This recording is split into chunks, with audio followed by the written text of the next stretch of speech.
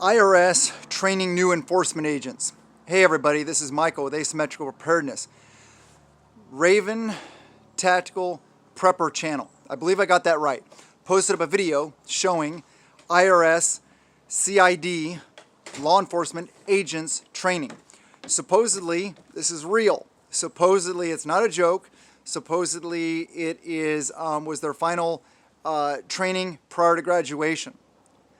Now let me tell you that if you haven't seen the video yet, go to his channel. I just subscribed to him. I hit the all bell icon so that he gets credit for it.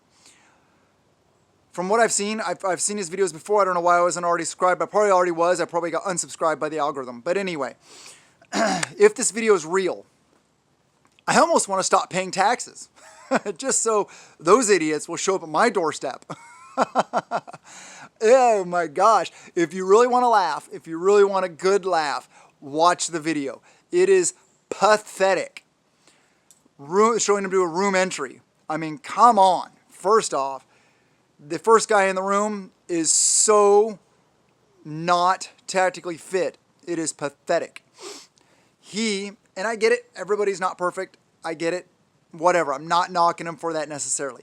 But what I am knocking, he comes in the door like this. He steps into the door and then brings his gun up slowly. And just watch the video. I mean, seriously, there are so many pathetic mistakes that they made that they are going to end up in body bags if they show up at the wrong place. I'm not saying here, but I'm just saying that was dangerous.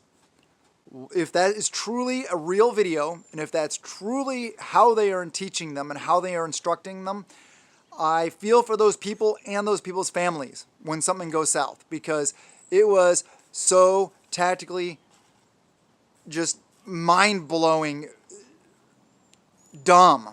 I mean, I couldn't believe it. Please check out the video.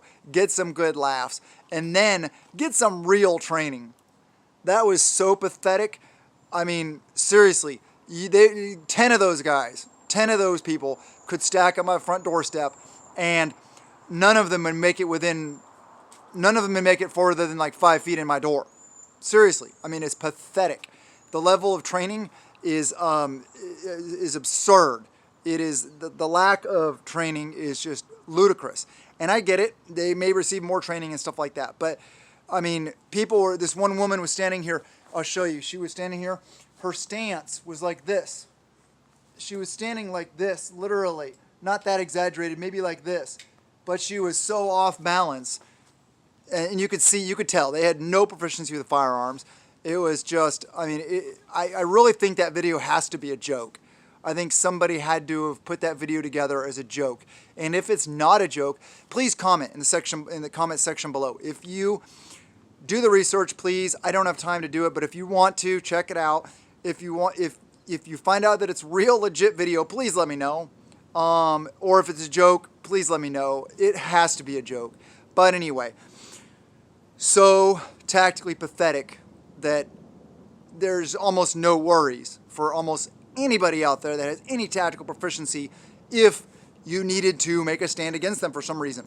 Hopefully you won't. I don't recommend it. I don't advocate it whatsoever, any reason. But, man, I mean, this emphasizes the point. The 87,000 new agents. We know this is happening. And these are enforcement agents and auditors and stuff like that. They're not just paper pushers, punching in the numbers. So, say hello to the Chinook somewhere out there. There it is.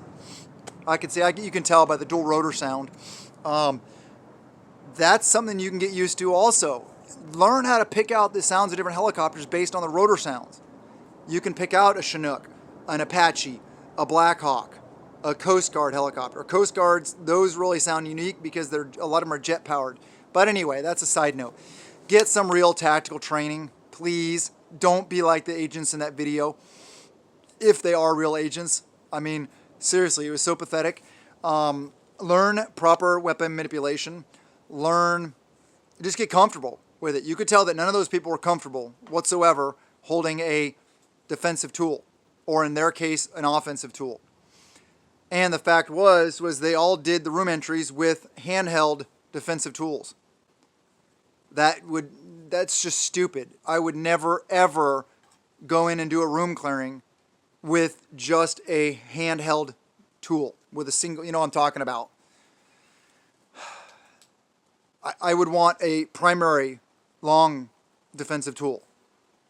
Just because, yeah, I get it. Most of the time you have the handheld, the single handheld, on your person at all times. So it's important to train. And as we saw in that mall shooting, the gentleman that from 40 yards away hit 8 out of 10 times. That's amazing. That's really good. I honestly can't say that I would hit 8 out of 10 times at 40 yards with a Glock 19. I think I probably could. I think I probably would. But hey, that takes some training. That's good. That's the kind of training you need to get. That's the kind of training that may save your life someday, like he did. He saved other people's lives. Being comfortable with your tool is very important. Just like using a hammer. You need to know how to use the hammer properly, so you don't smash your fingers, so you don't damage what you're working on. Same aspect. You want to hit that nail on the head and drive it into the wood. You don't want to miss the nail and hit the wood next to it. Same in a situation like that. You don't want to shoot at a bad guy to put a situation down and hit an innocent. That you just don't want that. You got to be proficient. Training, training, training, and practice, practice, practice, practice. If you have defensive tools, please practice with them. Move around your house with them. Move around your property with them if you can. Go out and train real world. Also, do dry fire training. Do weapon manipulation drills. Do stoppage drills. All those kind of things. But get used to carrying it on you at all times so you're comfortable. I can always tell those people, like I'm in a store and they're concealed carrying and they're not that experienced because they don't do it very often or something like that. You could always tell because there's so many tells. Because they're adjusting their clothing where their gun is, or they're always looking down at it or stuff like that, or the way they walk and just the way they carry themselves because they're not used to it. Mine's on me at all times almost. So it's the second part of it's just like putting my pants on. You don't worry about your pants once you put them on because you're used to wearing them all the time. Same thing. I don't adjust my shirt all the time because I've always worn a shirt. You know, I mean, it's that kind of thing. It's that proficiency you got to get. It's that level of comfort, being comfortable with utilization of these defensive and protective tools that are very important. So like I said, I hope that video is a joke. I have a feeling it probably wasn't though. That probably is actually IRS CID agents, which is, that's scary.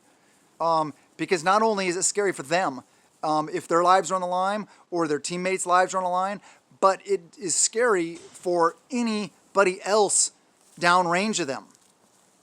Because, I mean, if they can't even do that right, you think the odds of, what do you think the odds of them actually hitting what they're aiming at is? That's really scary. Please don't be like that. Please watch the video and look at it analytically. Even if you don't know that much about CQB, you can still tell a lot of mistakes they're making. You know, their stance, their how they're carrying their weapons, how they're moving, their the fact, watch their eyes, watch their head movement. Are they actually clearing corners? Did they actually go to the danger spots in the room? Did they clear those first? No, they didn't. He just walked in, kind of like nonchalantly raised his gun up, standing tall, just kind of going for a Sunday walk down the neighborhood.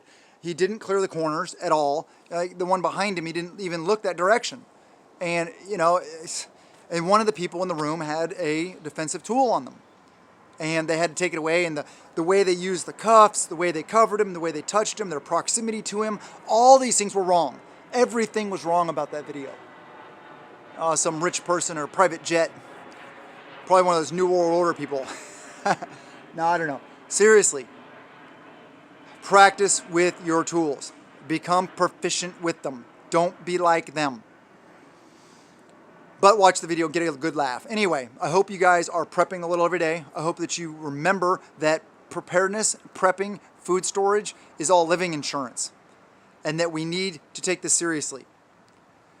I don't know about you, but if I'm carrying a defensive tool and I have to draw that out, I want to be as good as I possibly can with it because either my life's on the line, people's lives I love are on the line, or some random stranger, somebody I don't even know, but somebody else's life is on the line. And I need to make sure that what I'm doing is going to be effective at stopping the threat.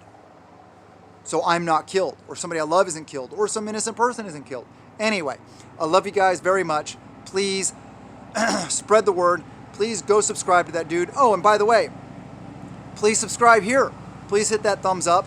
Please comment in the videos, share the videos. I haven't been that great about checking comments. I apologize. I know. I will try to check comments because I'm really curious to know if this is a legit video or not. But so yeah, please let me know. And I will do my best to keep up on it so I actually find out. But anyway, I love you guys very much. Have a wonderful day and blessings to you and yours.